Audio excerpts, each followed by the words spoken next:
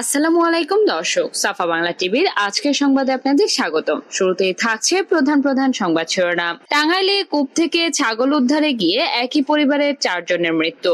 থাকছে প্রধানমন্ত্রীর চীন সফরের তিস্তা মহাপরিকল্পনায় জোর। জানাবো লিবিয়ার উপকূলে ভেসে উঠল 15 অভিবাসীর মৃতদেহ। এবার বিস্তারিত। টাঙ্গাইলের মধুপুর উপজেলার জলি জামে একটি পরিত্যক্ত টয়লেটের গর্তে পড়ে যাওয়া ছাগল উদ্ধার করতে গিয়ে 4 জনের মৃত্যু হয়েছে। শনিবার সকালে এই দুর্ঘটনা ঘটে। নিহতরা হলেন নেইমার স্ট্রং 10, রতন নকরেক 25, গ্রাভিয়েল নকরেক 45 এবং বাবলু হাজং 35। প্রত্যক্ষদর্শীরা জানান পরিত্যক্ত সেপটিক ট্যাঙ্কে একটি ছাগল পড়ে যায়। প্রথমে একজন উদ্ধার করতে নামার পর পর্যায়ক্রমে আরো কয়েকজন নিচে নামেন এবং দুর্ঘটনার শিকার হন। পরে ফায়ার সার্ভিসকে খবর দিলে তারা দুর্ঘটনাস্থলে পৌঁছে তাদের উদ্ধার করে।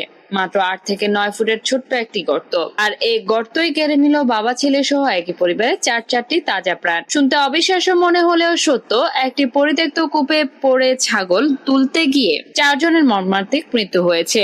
ছোট্ট গর্তে আটকে এত সংখ্যক মানুষের মৃত্যু আগে দেখেনি এলাকাবাসী।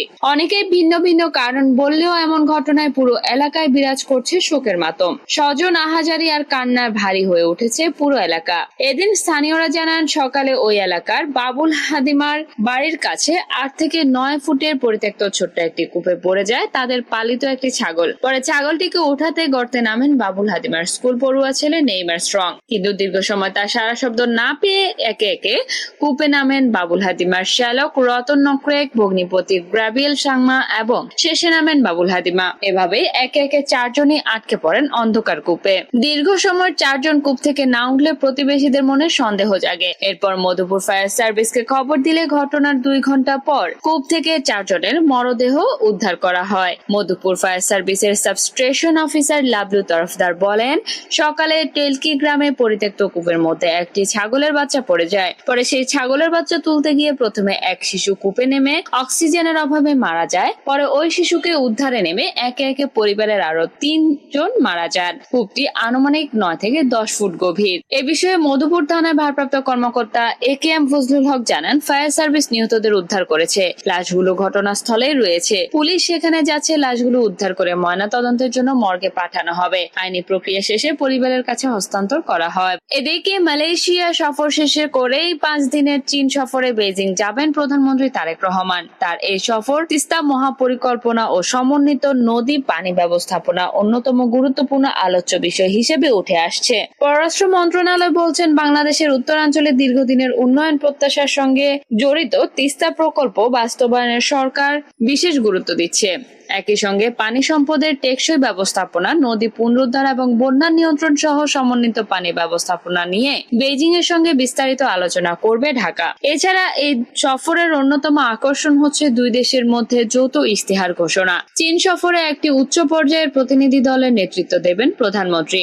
সফর সঙ্গী হিসেবে প্রধানমন্ত্রীর সঙ্গে চীনে যাচ্ছেন পররাষ্ট্রমন্ত্রী খলিলুর রহমান সহ প্রমুখ। এই সফরে প্রধানমন্ত্রীর সঙ্গে 25 থেকে 28 জন সফর সঙ্গী থাকতে পারেন বলে জানিয়েছে পররাষ্ট্র মন্ত্রণালয়। আগামী 24 থেকে 26 জুন প্রধানমন্ত্রী চীন সফরকে সামনে রেখে গতকাল পররাষ্ট্র মন্ত্রণালয়ে আয়োজিত এক ব্রিফিং এ পররাষ্ট্র সচিব আসাদ আলম সিয়াম বলেন, সমন্বিত নদী ব্যবস্থাপনা নিয়ে চীনের সঙ্গে বাংলাদেশের বিস্তারিত আলোচনা হবে। পাশাপাশি তিস্তা মহাপরিকল্পনা নিয়েও আলোচনা হবে। এই বিষয়ে বর্তমান সরকারের আলাদা গুরুত্ব রয়েছে। তিস্তা মহাপরিকল্পনা উত্তরাঞ্চলের কৃষি, সেচ, নদী শাসন, বন্যা নিয়ন্ত্রণ এবং আঞ্চলিক অর্থনীতির সঙ্গে সরাসরি সম্পর্কিত ইস্যু। দীর্ঘদিন ধরে আলোচনায় থাকা প্রকল্পটি বাস্তবায়নে চীনের সম্ভাব্য অংশগ্রহণ নিয়ে 2 দেশের মধ্যে বিভিন্ন পর্যায়ে যোগাযোগ রয়েছে। এবার প্রধানমন্ত্রী সফরে বিষয়টি নতুন গতি পেতে পারে বলে মনে করা হচ্ছে।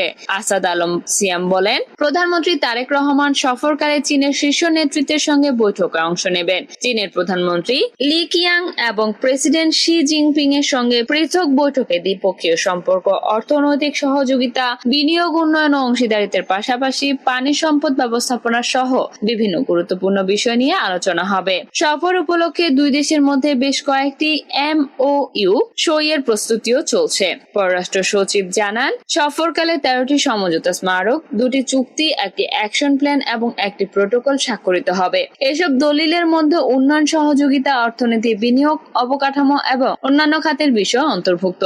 তিনি আরো বলেন, চীনের প্রেসিডেন্ট শি জিনপিং ঘোষিত 4টি বৈশ্বিক উদ্যোগে বাংলাদেশের অংশগ্রহণের বিষয়টিও আলোচনায় রয়েছে। সফর শেষে এই বিষয়ে পরিষ্কার ধারণা রয়েছে বাংলাদেশ কোন কোন উদ্যোগের সঙ্গে যুক্ত হচ্ছে। শি জিনপিং বিশ্ব ব্যবস্থা নিয়ে যে চিন্তা ভাবনা করছেন তা প্রশংসনীয় বলেও মন্তব্য করেন তিনি। সফরসূচি প্রস্তাবিত কর্মসূচি অনুযায়ী প্রধানমন্ত্রী 22 জুন বিকালে কুয়ালালামপুর থেকে দালিয়ানের উদ্দেশ্যে যাত্রা করে সন্ধ্যায় সেখানে পৌঁছাবেন। পরদিন climate leadership in a shifting global landscape শীর্ষক অধিবেশনে প্রথম বক্তা হিসেবে বক্তব্য দেবেন। একই দিন সন্ধ্যায় চীনের প্রধানমন্ত্রী লি কিয়াং আয়োজিত স্বাগত নৈশভোজে অংশ নেবেন। 24 জুন সামার ড্যাভোসের অংশ নেবেন। 24 জুন সামার ড্যাভোসের মূল অধিবেশনে অংশ নেওয়ার পর প্রধানমন্ত্রী ট্রেনে করে বেজিং যাবেন। সম্মেলনের এবারের প্রতিপাদ্য হচ্ছে ইনোভেটিং এট স্কেল। বেজিং এর অবস্থানকালে প্রধানমন্ত্রী চীনের কমিউনিস্ট পার্টির আন্তর্জাতিক বিভাগের মন্ত্রী, পানি সম্পদ মন্ত্রী, চায়না ইন্টারন্যাশনাল ডেভেলপমেন্ট কোঅপারেশন এজেন্সির চেয়ারম্যান এবং চায়না এক্সিম ব্যাংকের চেয়ারম্যানের সঙ্গে পৃথক বৈঠক করবেন। সফরের একটি গুরুত্বপূর্ণ আয়োজন হবে বাংলাদেশ ইনভেস্টমেন্ট ফোরাম। বাংলাদেশ বিনিয়োগ উন্নয়ন কর্তৃপক্ষের উদ্যোগে আয়োজিত এই ফোরামে প্রধানমন্ত্রী চীনা ব্যবসায়ী নেতাদের সামনে বাংলাদেশের বিনিয়োগ সম্ভাবনা তুলে ধরবেন এবং বিনিয়োগের আহ্বান জানাবেন। 25 জুন বেইজিং এর গ্রেট হলে প্রধানমন্ত্রী লি কিয়াং এর সঙ্গে আনুষ্ঠানিক দ্বিপক্ষীয় বৈঠক অনুষ্ঠিত হবে। বৈঠকে বাণিজ্য, বিনিয়োগ, উন্নয়ন সহযোগিতা, অবকাঠামো, অর্থনৈতিক অংশীদারিত্ব এবং ভবিষ্যৎ সহযোগিতার রূপরেখা নিয়ে আলোচনা হবে। বৈঠকের পর দুই প্রধানমন্ত্রীর উপস্থিতিতে বাংলাদেশ ও চীনের মধ্যে একাধিক সমঝোতা স্মারক স্বাক্ষরিত হওয়ার কথা রয়েছে। পরে চীনের প্রধানমন্ত্রী তারেক রহমানের সম্মানে রাষ্ট্রীয় ভোজের আয়োজন করবেন। সফরের শেষ দিন অর্থাৎ 26 জুন চীনের ন্যাশনাল পিপলস কংগ্রেসের স্থায়ী কমিটির চেয়ারম্যান ঝাও লেজি প্রধানমন্ত্রীর সঙ্গে সাক্ষাৎ করবেন।